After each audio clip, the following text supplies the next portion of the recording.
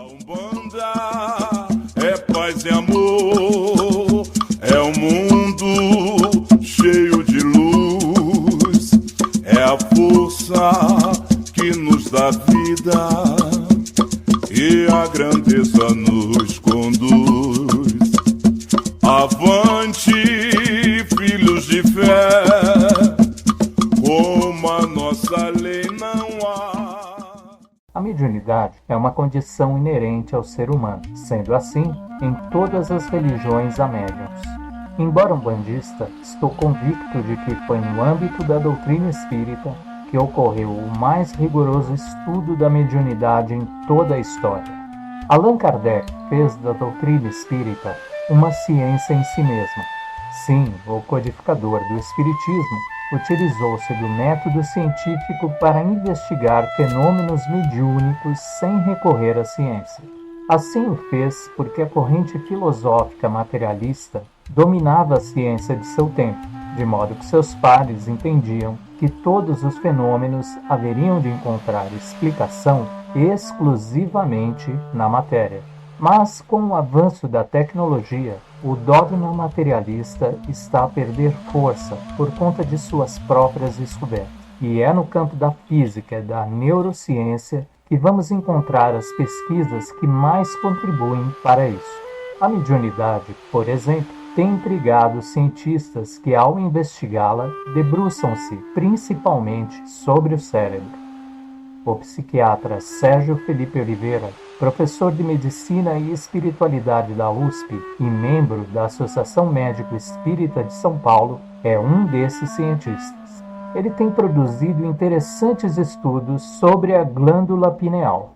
Segundo ele, a pineal é responsável pela interatividade com o mundo dos espíritos, um órgão sensorial capaz de converter ondas eletromagnéticas em estímulos neuroquímicos. O neurocientista Mário Beauregard, da Universidade de Montreal, no Canadá, estudou o cérebro de freiras carmelitas enquanto rezavam e surpreendeu-se ao encontrar uma dezena de pontos ativados no cérebro, e especialmente nas áreas relacionadas à emoção, orientação corporal e consciência de si mesmo. Outro cientista, o radiologista Andrew Newber, da Universidade da Pensilvânia, nos Estados Unidos, mapeou a ativação cerebral de monges budistas durante meditação profunda. Analisando as tomografias desses religiosos, notou que a área relacionada à orientação corporal era quase toda desativada. Tal constatação justificou a sensação relatada pelos monges de desligamento do corpo durante a meditação profunda.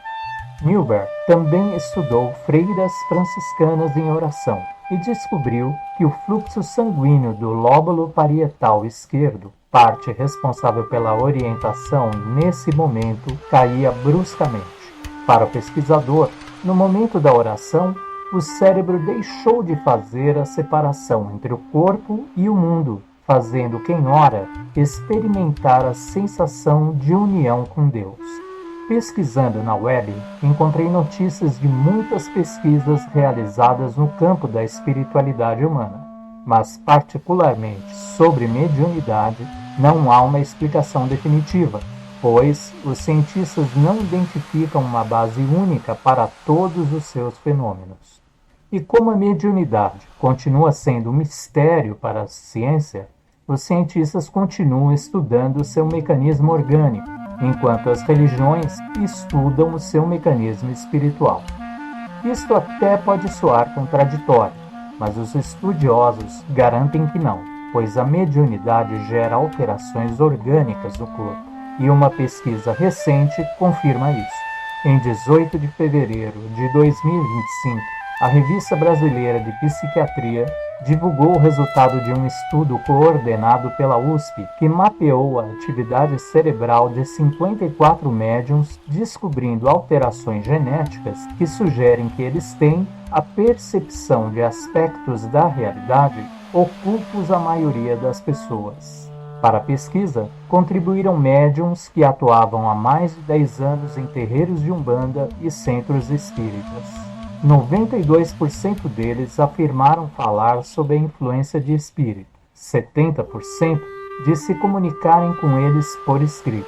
52% disseram ver espíritos. 50% que os incorporavam. E 47% disseram ter experiências fora do corpo. O estudo comparou os genes dos 54 médiuns com os de 53 parentes não médiuns.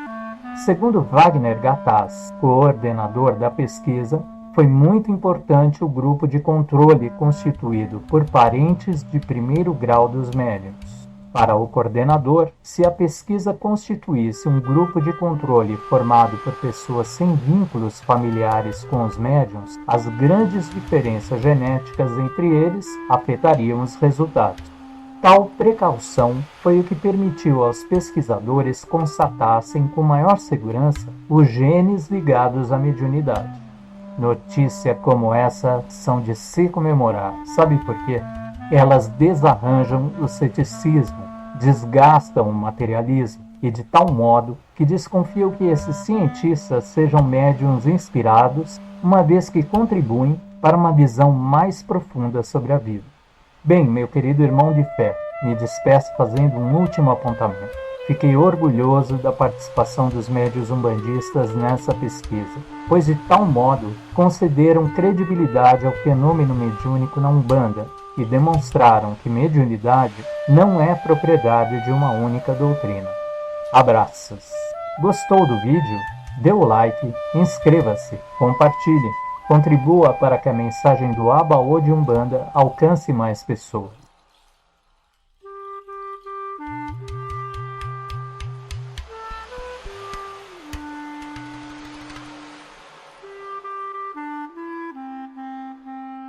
A Umbanda é paz e amor, é um mundo cheio de luz, é a força que nos dá vida e a grandeza nos conduz.